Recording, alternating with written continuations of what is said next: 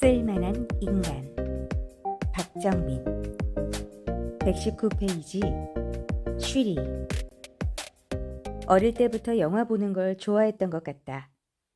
시작은 누구나 그렇듯 엄마 손을 붙잡고 비디오 가게에 가서 빌려본 프레시맨, 바이오맨, 우레메, 파워레인저 등의 이른바 전대물이었다. 다음날 학교에 가서 친구와 누가 세네, 누가 멋있네 하며 제대로 싸우려면 전대물 관람은 필수였다. 개인적으로 난 바이오맨이 좋았다. 색깔이 좀 더 곱고 이름이 좀 더 보드랍다는 게 이유라면 이유였다. 영웅은 바이오맨이야. 꺼져, 프레시맨이거든. 걔는 우주 멀리, 아주 멀리 사라졌잖아. 꺼져, 프레시맨은 지구방위대야. 바이오맨은 우주 특공대야. 점점점. 그리고 또 하나 말해줄까? 바이오맨 핑크는 개 이뻐. 식으로 프레시맨과 바이오맨의 자웅을 겨루다가 결국 그 친구와 나는 옥상에서 몸의 대화를 나눴다. 그러던 와중 우연찮게 클리프 행어라는 영화를 엄마와 같이 보게 돼 처음으로 영화다운 영화를 접했고 난 더 이상 비디오 가게에서 전대물을 집지 않았다.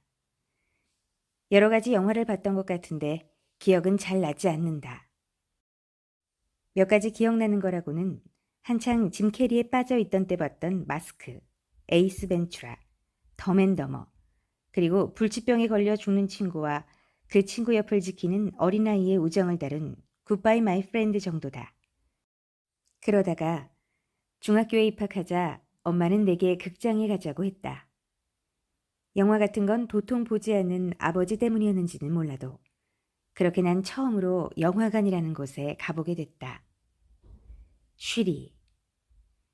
중학교 1학년의 눈에 이 영화의 내용은 남한경찰 한석규가 간첩 최민식을 때려잡으려고 보니 약혼녀 김현준도 간첩이라서 좀 고민해보다가 에라 모르겠다. 둘 다 때려잡자. 대한민국 만세 정도였다. 영화를 보고 기억에 남았던 건 그저 김윤준의 극중 이름이 이방희였다는 것과 여간첩 한 명이 비밀을 지키기 위해 폭탄을 먹고 터져 죽는다는 것 정도였다. 그렇게 쉬리를 본 중학교 1학년 남자아이는 그부들에게 극장에 다녀왔다는 것을 자랑함과 동시에 그 영화에는 유방이 나오는데 다른 내용은 말해줄 수 없다며 주머니에 있던 노마이프를 꺼내 먹고 터져 죽는 신용을 했다. 그리고 며칠 후 어떤 놈이 교실에 들어오자마자 쉬리에는 정말 유방이 나온다며 조선인민공화국 만세! 하며 또 터져 죽었다. 간첩 신고는 111이다. 그렇게 극장을 뚫은 나는 같은 해 엄마가 아닌 친구와 극장을 다시 찾았다. 러브레터. 영화가 시작하고 잔잔한 음악과 하얀 설원이 펼쳐지며 주인공들이 사랑을 속삭일 때 친구와 나는 머릿속이 하얘지며 도대체 무슨 내용이냐고 속삭였다. 야, 여자 둘이 얼굴이 똑같아. 엔지인가? 아니, 그게 아니고 저 여자는 고딩 때 여친이고 저 여자는 어른 때 여친이잖. 이중인격? 엔지야, 엔지. 아이, 그냥 인기가요나 볼걸. 러브레터를 보기엔 우리는 러브레터는커녕 교환일기도 못 써본 인기 없는 중학생이었다. 그리고 그 후 나는 얼마간 조폭 코미디 영화에 열광했다. 조폭 마누라, 닮아야 놀자, 가문의 영광 등의 영화 티켓이 불같이 팔려나가던 시절이기도 했다.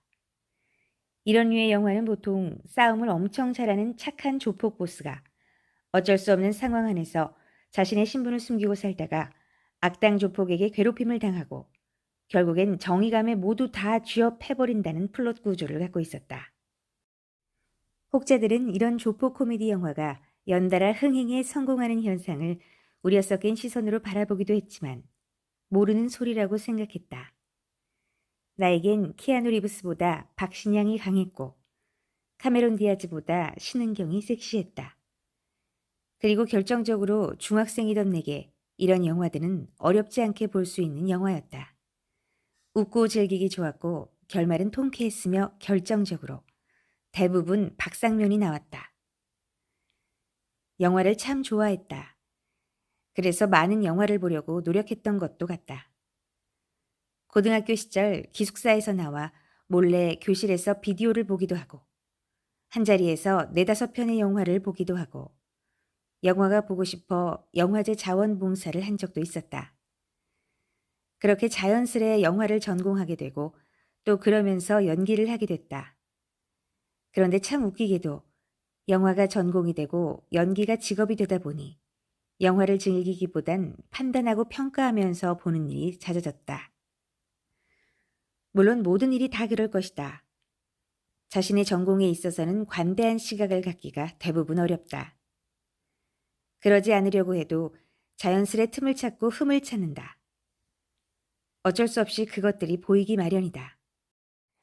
어느 순간부터 나는 나도 모르게 이건 이래서 좋다보다 이건 이래서 별로다를 기준으로 삼고 있었다. 별로인 게 적으면 좋은 거고 별로인 게 많으면 그야말로 별로인 가히 네거티브한 접근 방법이라 할 수 있겠다. 문제는 그러다 보니 깐깐해지고 재수 없어지더라는 거다. 그래서 다시 예전에 엄마 손 붙들고 극장에 가던 그 설렘을 꺼내들며 이 글을 쓴다.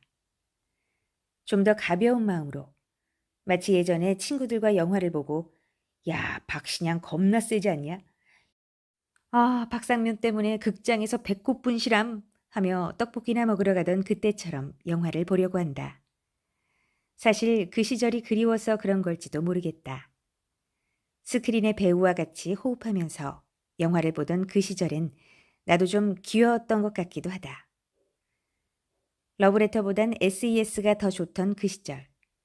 그래도 순수하게 영화를 봤던 시절이었다. 남북의 이념 대립과 조국 통일의 한계를 등지고 유방으로 대동단결했던 중학교 1학년들은 어엿하게 30이 되어 아직도 같은 타령을 하고 있고 그러고 보니 어쩌면 순수하게 영화 보기가 어려운 일도 아닐 거라는 생각이 든다. 엄마가 이 글을 보고 나서 내가 그때 쉬리만 안 봤어도 귀여운 정민이가 판검사가 됐을 텐데 하며 땅을 치고 후회하지 않았으면 좋겠고 기껏 7,000원 내고 좋은 영화 보여줬더니 아들 새끼가 유방거리고 앉아 있었네 라는 생각은 더더욱 안 했으면 좋겠다.